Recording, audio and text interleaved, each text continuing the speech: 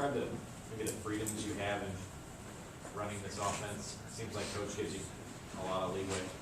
Yeah, I mean, it definitely just comes back to the familiarity that Coach and I have for one another. I'm never doing something that he hasn't green-lighted or okayed at some point, but I think that we've got a great deal of leeway, and that he gives me a lot of responsibility, and that's something that I'm flattered that I have the ability to have in the arsenal. But at the same time, I mean, it just goes back to the relationship that he and I have with each other.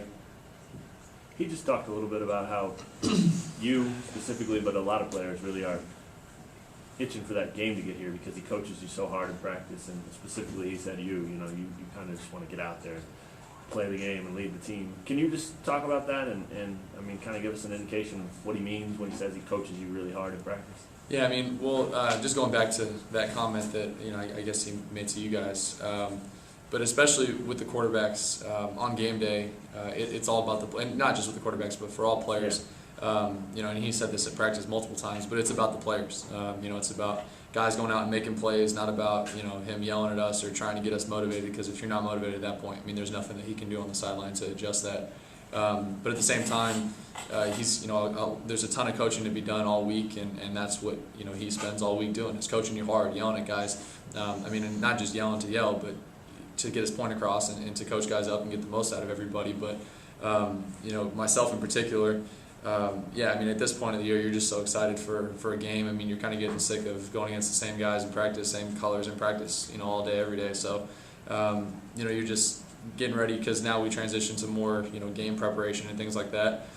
It's an exciting time, and I know that guys will come to practice, this week and next week and the whole season for that matter, with a great deal of preparation, as their mindset, and just a great deal of excitement. You said that kind of approach almost makes it so the games seem easy. I mean, you've experienced it a little bit. Do you agree with that? Yeah, absolutely. He's not. It's one of those things where you can go out and play, and there's a time and place for conversation on the field during practice versus on the field during a game. When it's in practice, you just keep your mouth shut and take the coaching, take the criticism, and then you talk about it in meetings or somewhere else. And, because there's not a lot of time for that during practice, but during games, it's a much more calm approach. I mean, guys look to him, when things may not be going right, or it's a crazy point in the game. So you're looking to your leader, your coach, to really just show you, what identity to take on as a team. And he always keeps it very cool. He's even keeled, same guy all the time. So that's something good on game day that you can kind of take away from him and look to him as and find comfort in. Dane, you played and practiced with a lot of great receiving talent at Notre Dame.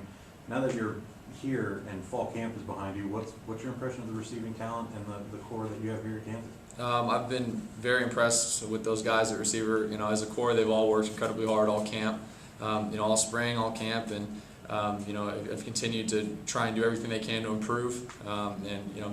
It's very comforting as a quarterback knowing that you've got a lot of weapons at your disposal at that receiving core. As far as running backs go, I mean, you just talked about the receivers. Which running backs help you out or made your life the easiest so far? I mean, I think all of them. I think just as a core, I mean, they've got a lot of experience. They're playing really well. They all do things differently, but all find ways to help us on the field. So it's great, again, knowing that you have a diverse group that can all make plays. Since you arrived, you've kind of always been ahead of the curve to a certain degree with your familiarity with Weiss and the system. But what are you working to get better at right now? Consistency for me is the biggest thing, and I know that doesn't help you in any way, but you got to, as a quarterback, you got to be consistent. You obviously, it's understood you want to play at the highest level and you want to make all the plays and do everything perfectly and aspire for perfection. And there's certain days where you do that better than others, but it's about trying to string those together, string those practices together to make it a good week, string those weeks together to make it a good season, string the games together to make it a good year. So I mean, it's a process that you take, one play, Coach Ballas talks about it all the time, but just treating each play like the most important thing in the world. And there's nothing else that matters at that point in time. And, in doing that, then you take a period in practice. And if you do that on every play, you've had a good period. If you do that in every period of practice, you've had a good practice. So just continually trying to build consistency, not just using it as a buzzword, but, really, creating that mindset and making that part of your game. Coach said that, you needed to, he wanted you to sometimes focus more on being a player as opposed to being a coach. I mean, but obviously, in the guy in your position, you kind of have to do both to a certain degree, don't you? I mean, how do you balance that out? I mean, he was telling a story earlier about you calling an audible that wasn't in the playbook, you know. So, like, I mean, it worked, but obviously, you had to find a fine balance there. Do you not? Yeah, I mean, at the end of the day, you're a competitor and you want to do whatever you can to help the team win, help the team be successful.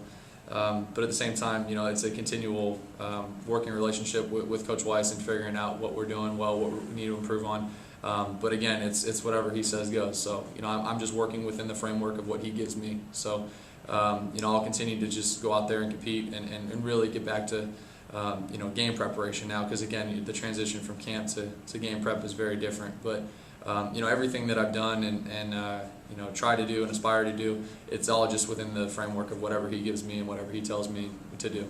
You mentioned a lot of receivers working to improve. Have there been any guys in particular that you've seen spending the extra time, really trying to go above and beyond in their workouts? I mean, I think all of them are, and the thing is, with a group of receivers, it's different than some other positions where a lot of them play. So they're continually, it's a very fluid depth chart all the time at the receiver position. But they're always pushing each other, and I think that's great for the group. It's great for the offense. It's great for the team because they're always trying to, so to speak, one up each other. But in doing so, they're making everybody better, and they're all spending extra time to be great as a group. Does anyone kind of maybe say whoa at any point, or surprise you a bit? Or? I mean, they've all had those. We've had those moments with all those guys. It's, again, you try not to put too much into what happens during camp because now the mindset changes, like I said. But they've all got great playmaking ability, and fortunately, we've been able to say that with a lot of guys. Dan, you've obviously shown what Coach Weiss means to you and your respect you have for him by committing to him the first time and then following him here and all that.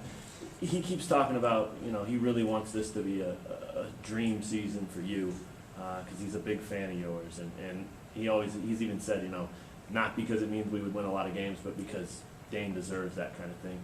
When you hear that, I know you have that relationship, but when you hear that, that's him putting it out there, his respect for you. What does that mean to you, and can you just get into your head about that a little bit? I mean, it's incredibly flattering to hear that from Coach Weiss, and from my perspective, I think I've made it very clear how I feel about him, and like you said, the respect that I have for him. So hearing that from him is great. It means a lot, and I think we both have a good understanding of what we want to accomplish this season, and I think we're both just very excited. We're both very competitive, and I love being able to go to work with him every day. And again, just so thankful for the opportunity to be here and be coached by him. Is this what you thought the end result, not being at Kansas, but this sort of relationship, what you thought the end result would be for you guys when you did commit to him back out of high school? I think so, and I'm happy to see where we're at, and the adversity that we both overcome, and but at the same time, we've got so much work to do that we're focused on what's ahead of us, not where we're at. Cool. And you told the story about meeting the offensive lineman on your visit a lot of times. How has that bond progressed now that you're actually in this season? I mean, it's just continued to grow. I mean, the relationship with all those guys. I mean, those are my guys. I can't do anything without those guys, and I'm very fortunate to have them. We're just, as we're teammates, we're friends. You use the cliche in football all the time, but your teammates are like your brothers, and that's how I feel with these guys. That's how I feel with all the guys on the team. But just speaking about that relationship and that dynamic, I'm happy with where it's at, and I'm very fortunate, like I said, to have those guys. We'll take 2 more questions. Dane, do you feel settled in here at this point? I mean, do you identify yourself as a Jayhawk now? Oh, absolutely. Yep. I'm feel 100% settled in, and that's my approach. That's my mindset, and I'm 100% bought in. Dane, this past Friday night in Kansas City, 6,000 fans show up. It wasn't basketball. What do you think about the support you've seen so far? Haven't played a game yet. It's very encouraging. It's very encouraging to see that support. But at the same time, since I stepped foot on campus and have really had a chance to interact with fans and just affiliates of the university and things of that nature, I really had seen such an eagerness for success within the football program, and seeing how this football culture has changed in the short time that I've been here, and with all the changes that have gone on, it's very encouraging, and it's nice having that support of the fans, because at the end of the day, you know, between your teammates, coaches, and fans, I mean, that's all you got. So it's nice. You know, we want to, you know, we appreciate the efforts that they're making and their support, and we want to pay them back with success.